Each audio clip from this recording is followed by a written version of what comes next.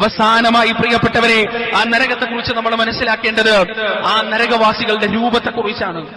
ആ നരകവാസികളുടെ രൂപത്തെക്കുറിച്ച് റസൂലുള്ളാഹി സ്വല്ലല്ലാഹി അലൈഹി വസല്ലം പറയുന്നു, അയാളുടെ ഒരു തോളിൽ നിന്ന് മറ്റൊരു തോളിലേക്ക് വേഗത്തിൽ സഞ്ചരിക്കുന്ന ഒരു യാത്രക്കാരന്റെ 3 ദിവസത്തെ വഴിദൂരമുണ്ട്. അത്രയും വലിയ ശരീരം അല്ലാഹു സുബ്ഹാനഹു വ തആല നരകവാസികൾക്ക് നൽകും. എന്തിനു വേണ്ടി? ആ ശിക്ഷ അനുഭവിക്കുന്നതിന് വേണ്ടിയാണ്. അയാളുടെ തൊലിക്ക് 40 മുഴം കട്ടിയുണ്ടാകുമെന്ന് റസൂലുള്ളാഹി സ്വല്ലല്ലാഹി അലൈഹി വസല്ലം. അയാളുടെ പല്ലിന് ഉഹുദ് മലയോളം വലിപ്പമുണ്ടായിരിക്കുമെന്ന് റസൂലുള്ളാഹി സ്വല്ലല്ലാഹു അലൈഹി വസല്ലം. ഇതൊന്നും ആരെയും പേടിപ്പിക്കാൻ വേണ്ടി മാത്രം പറഞ്ഞ സംഗതിയൊന്നല്ല, യാഥാർത്ഥ്യങ്ങളാണ്, പച്ചയായ യാഥാർത്ഥ്യങ്ങളാണ്. നരകത്തിലേക്ക് കൊണ്ടുപോകപ്പെടുന്ന മനുഷ്യർക്ക് അല്ലാഹു സുബ്ഹാനഹു വ തആല ഈ രൂപങ്ങൾ നൽകും. ആ രൂപങ്ങൾ നൽകിയിട്ടാണ് പ്രിയപ്പെട്ടവരെ പരസ്പരം ചങ്ങലകളാൽ ബന്ധിച്ചുകൊണ്ട് നരകത്തിലേക്ക് അവരെ വലിച്ചേക്കുക. അല്ലാഹു സുബ്ഹാനഹു വ തആല നമ്മെ കാത്തുരക്ഷിക്കുമാറാകട്ടെ. ഞാൻ അത്ഭുതപ്പെടുക, നരകത്തെക്കുറിച്ചാണ് പറയുന്നത്. നമ്മിൽ ചില ആളുകൾ ഉറങ്ങാൻ. എങ്ങനെയാണ് ഉറങ്ങാൻ പറ്റുന്നത്? നിങ്ങളൊന്ന് ആലോചിച്ചു. ഞാൻ തുടക്കത്തിൽ പറഞ്ഞു വെച്ചൊരു വിഷയമുണ്ട്. ഇബ്നുൽ ഖയ്യിം റഹിമഹുല്ലാ പറഞ്ഞത്, നരകത്തെക്കുറിച്ച് ചിന്തിച്ചിട്ടും നിനക്ക് നന്നാവാൻ പറ്റുന്നില്ലെങ്കിൽ പിന്നെ നീ നരകത്തിന് വേണ്ടി പടക്കപ്പെട്ടവനാണെന്ന് നീ മനസ്സിലാക്കണം. സ്വന്തത്തോടൊന്ന് ചോദിച്ചു നോക്കുക.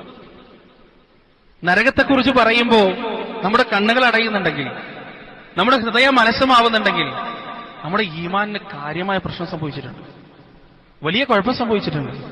അത് റിപ്പയർ ചെയ്തിട്ടില്ലെങ്കിൽ പ്രിയപ്പെട്ടവരെ, ഈ കാലഘട്ടത്തിൽ ഈ അവസ്ഥയിൽ വലിയ വില നമ്മൾ കൊടുക്കേണ്ടി വരും.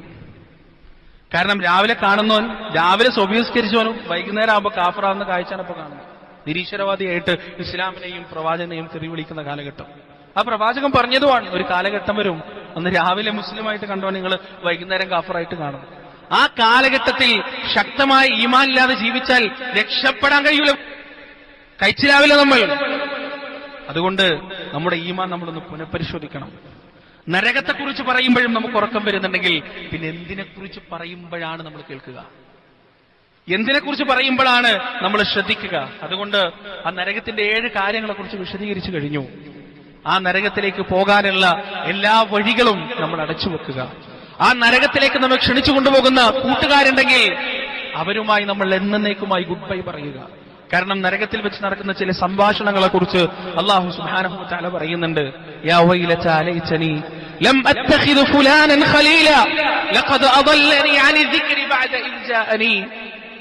ഇവനെ ഞാൻ എന്റെ കൂട്ടുകാരനായി സ്വീകരിച്ചില്ലായിരുന്നെങ്കിൽ എത്ര നന്നായിരുന്നു. ലഖദ് അദല്ലനി അനി ദിക്രി ബഅദ ഇദ് ജാഅനി. എന്റെ ഹൃദയത്തിൽ ബോധോദയം ഉണ്ടായതിനു ശേഷവും ഇവനാണ് എന്നെ തെറ്റിച്ചു കളഞ്ഞത്.